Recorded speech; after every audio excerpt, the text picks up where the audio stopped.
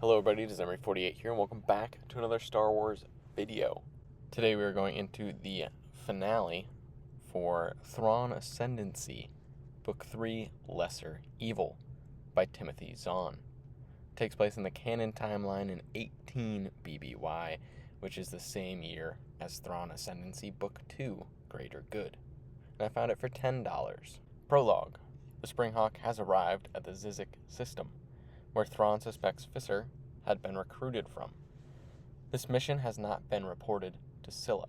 General Illyrius Nikiri of the Kilji Illuminae, aboard the warship Whetstone, with passenger Jixtus, are also at Zizek. Nikiri interacts with Thrawn and wants the Chiss to be their next target, but Jixtus insists they wait, especially not to antagonize Thrawn. Thrawn and Samacro met with General Bakif and Patriarch Lamiov of the Stybla family to discuss technology they had taken from Visser's freighter, which they suspect gave them advanced warning of at least 90 seconds of their arrival out of hyperspace. Chapter 1. The Vigilant returned to the final Nikardun base, defeating one of the warships they found there, while the other two escaped with a repair dock. Arlani suspects they have set up a self-destruct bomb in the base so that it can no longer be studied. These are not Nikardun ships.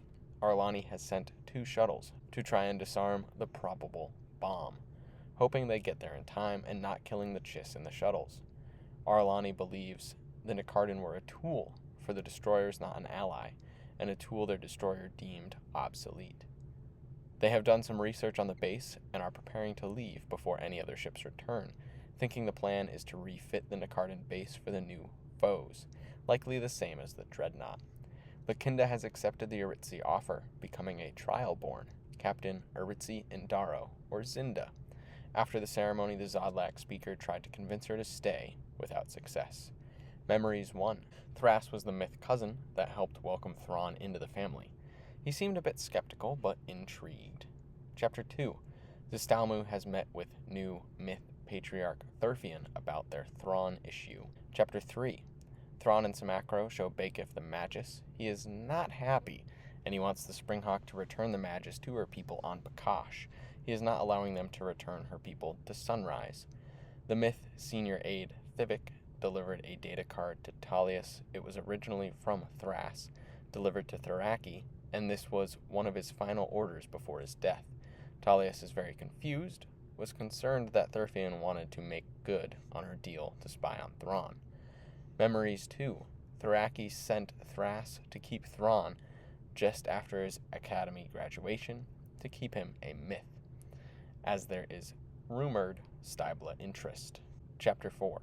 Patriarch Thistrian was approached by Jixtus with information on new alliances in the Chiss and an offer of military support.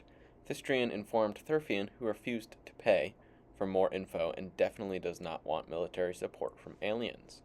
Bakif informed Arlani that the Vigilant is being sent to help protect Spoisa after the random appearance and departure of an alien warship on Aviditch.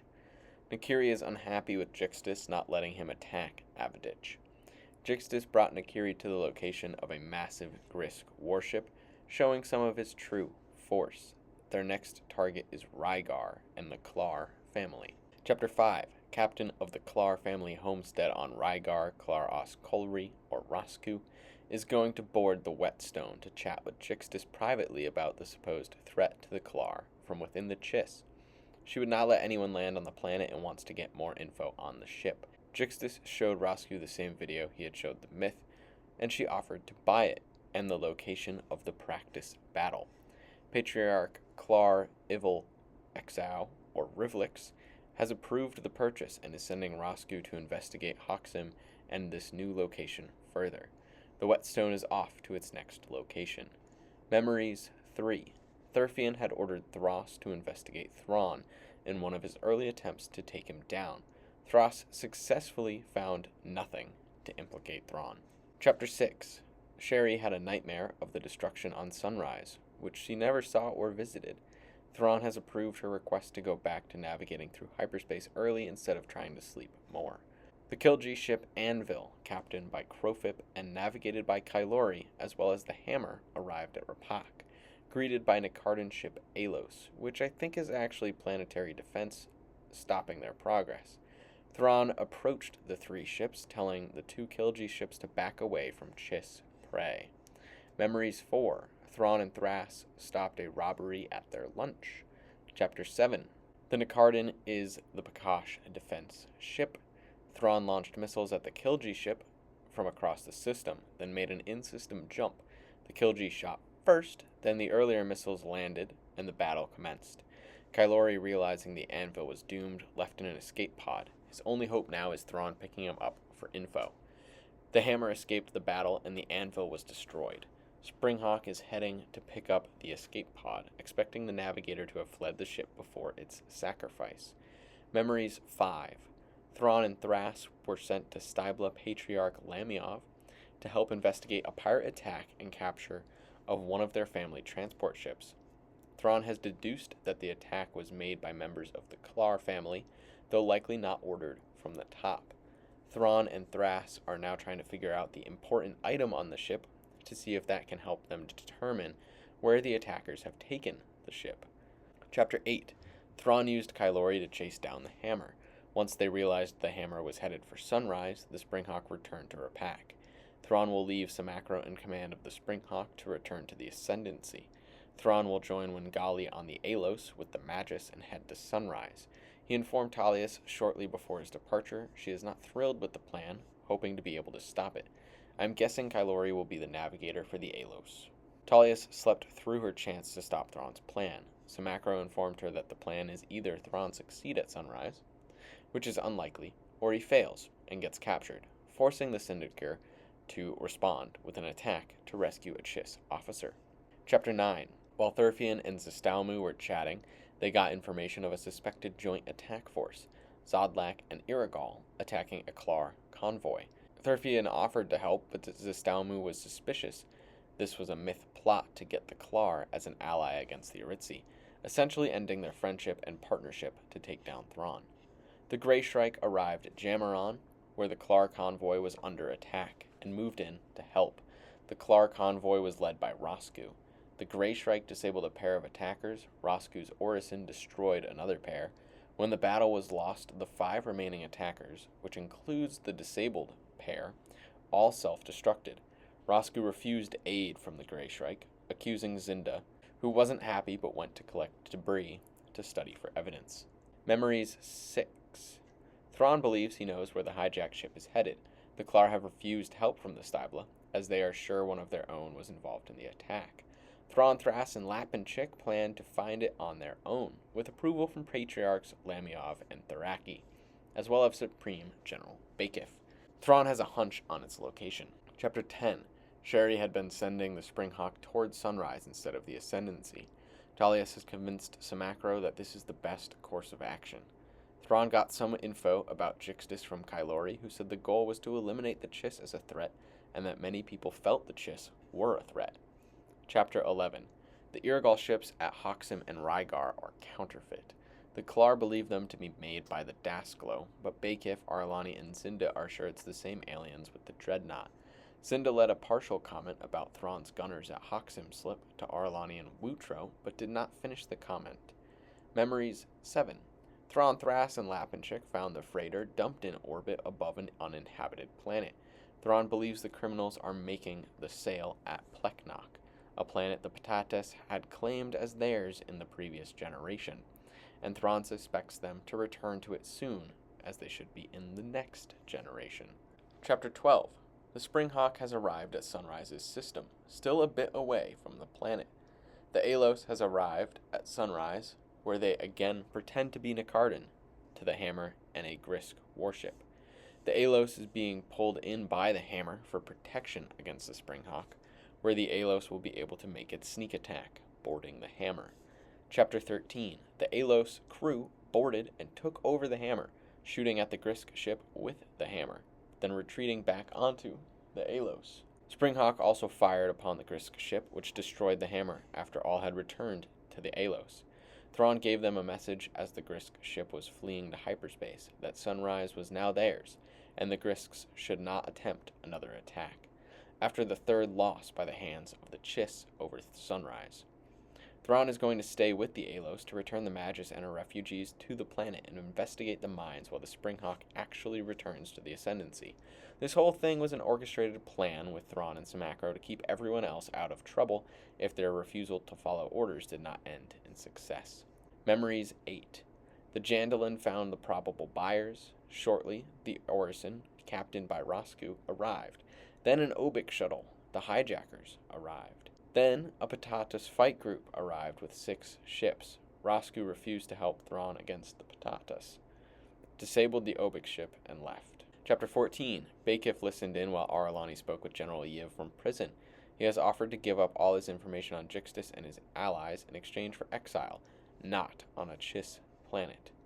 They are willing to make the deal and believe that Yiv believes Jixtus will destroy the Chiss. Jixtus and Nakiri are headed to Orn Fra, where they plan to kill Rosku and start a Chiss civil war.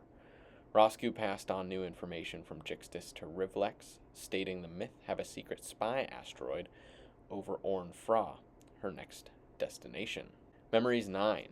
Thrawn fended off the Patatas, causing them to retreat back to hyperspace. Then they were in a race to the transport with Rosku. Thras and Thrawn have outsmarted Rosku in their chase to the transport, forcing her to agree to a compromise. The Stablo will recover their stolen cargo, while Rosku will get to take the hijackers and punish them internally in the Klar family, rather than in front of the whole Ascendancy. Chapter 15. Rosku has arrived at Orn Fra and found the asteroid Jixtus told her was a myth spy platform. Zinda's Grey Strike is the only ship in the system that can prevent the destruction of the Orison. Rosku was refusing to listen to Zinda, so Zinda called her an ass and told her to shut up and listen. Rosku finally did and realized how screwed she was being next to the asteroid weapon that was most definitely not a myth spy platform. The asteroid has finished its rotation and is now ready to fire on the Orison. Chapter 16. Zinda was able to convince Rosku to implement her plan against the asteroid, with Dasklo forces moving in, asking her if she wants pride or results. The asteroid self-destructed once the Grey Strike had started its attack, but now the Dasklo want answers. Thrawn and the Paccosh invaded the Grisk forces on Sunrise, freeing the population and the mines. The Grisks were actually after the Magys' abilities, apparently thinking with the help of a Pathfinder she could see into the future. This is not the case. Thrawn tells Kylori all of this, and that Jixtus is not the true leader, but the Kilji, which Kylori seemed to struggle to believe. Thrawn did pass along a lot of lies in these stories. Memories 10. Thrawn, Thras, and Lapinchik returned to Lamiov. They recovered a piece of Star Flash, a weapon of mass destruction, that had been used by the Chiss in a desperate and successful attempt to save the Chiss while the Stablo were in charge. 8 myth sacrificed themselves to use the weapon, leading to their inclusion in the ruling families. It drew power from Scylla's sun, which is what caused it to lose heat, and most in Scylla to move underground, as the planet's surface is now too cold. They had recovered 2 of them from lesser space, and they were studying the second one when it was stolen. Only the patriarchs of the ruling families know the truth of the first Star Flash. Bakif, Jafosk, Lamiov, Lapinchik, Thras, and Thrawn are the only 6 people to know the truth of the second Star Flash. They do not have the technology to make one of their own, and they hope to never have to use this one. Chapter 17. Upon the Springhawk's Thrawnless return to Scylla, Samacro, Talius, and Sherry were called in front of Bakif and other officers to explain how the situation got so out of hand. Samacro was with Bakif for 3 hours. Talius and Sherry will be spoken with in a week. Talius is headed to Uul to find the woman mentioned in the data cylinder. Patriarch Rivlex informed Rosku that he has built a massive family fleet, not within the Ascendancy rules. The Orison found 6 alien ships in the same system as the Klar homestead. Rosku assumes these are the ships Rivlex mentioned and investigated no more. Rivlex told Jixtus that the Orison is headed back to Orn Fra to continue its investigation. Chapter 18. Talius met with Borika on Uul, who is a trainer for Skywalkers and a former Skywalker herself.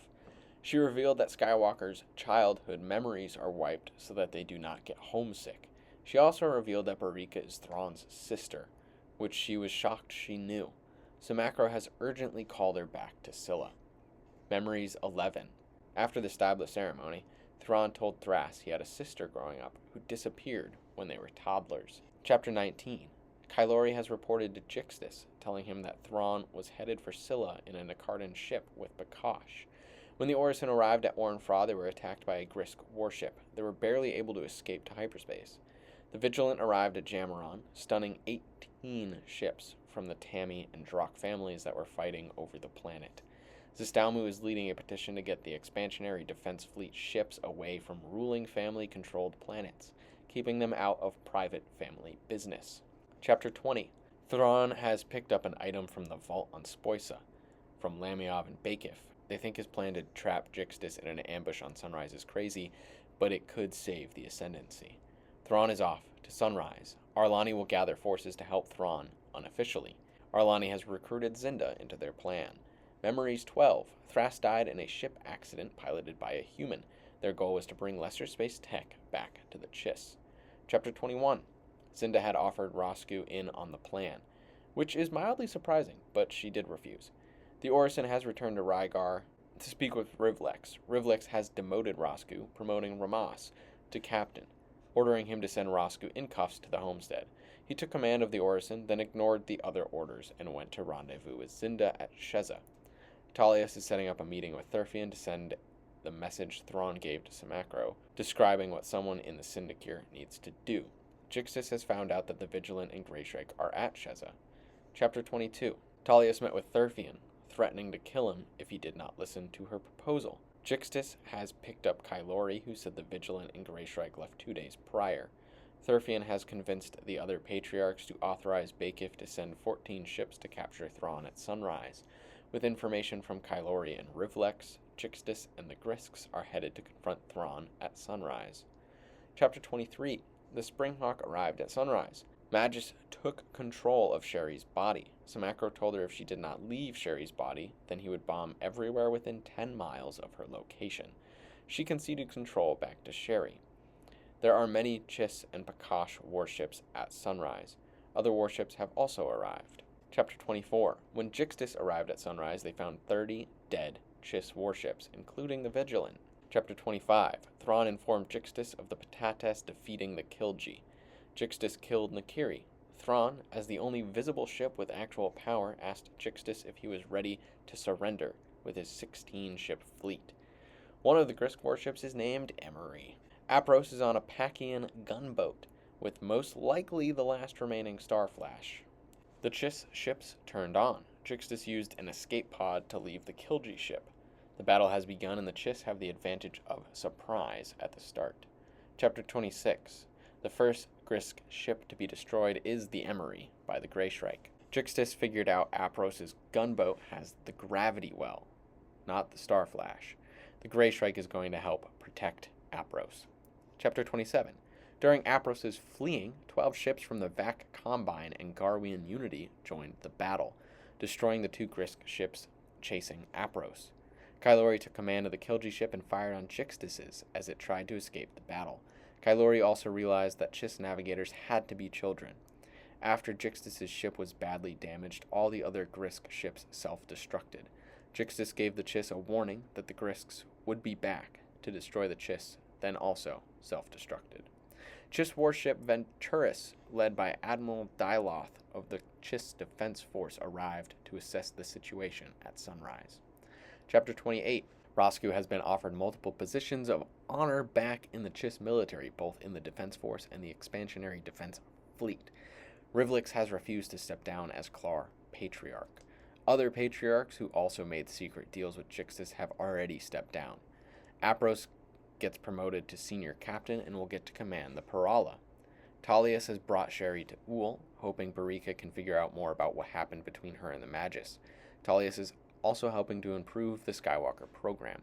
Thurfian met with Sistalmu, telling him that the patriarchs of the 9 ruling families have decided to exile Thrawn near the border of Lesser Space and the Ascendancy. Samacro has been promoted to senior captain and given back command of the Springhawk. Exile was Bakif's idea. Chapter 29. Thrawn and Bakif tell Aralani that the exile was created by them to get him closer to the Empire, hoping they can be utilized as an ally in the future against the Grisks, and that will be Thrawn's mission during his exile. Bakif had a final conversation with Thrawn before his exile. Epilogue. Thrawn reflects on being exiled, and we get kind of a different point of view of his sentencing. That is all I have for Thrawn Ascendancy Lesser Evil, and oh my gosh, this book was so good. A great way to cap off the trilogy. Book 2, Greater Good, was a bit slow and dragged and didn't really have the excitement that Book 1 did, but Book 3 really came through. I knew at some point Thrawn had to get exiled, and it was still tough. It's weird Thrawn being a good character in this, because he works with the Empire in lesser space or in normal Star Wars universe. So seeing the Chiss as a whole group, a whole people, is definitely a different and interesting take, and I really enjoyed it. The atmosphere building, the world building in these 3 books has been incredible, and I know that there are more Thrawn books to come, also by Timothy Zahn, so I'm excited to get to those when I do. Let me know your thoughts on Thrawn Ascendancy, Lesser Evil, or the trilogy as a whole in the comments below, or really anything Star Wars related. I am all eyes on the comments. Thank you everybody so much for watching, and I hope you have a wonderful rest of your day.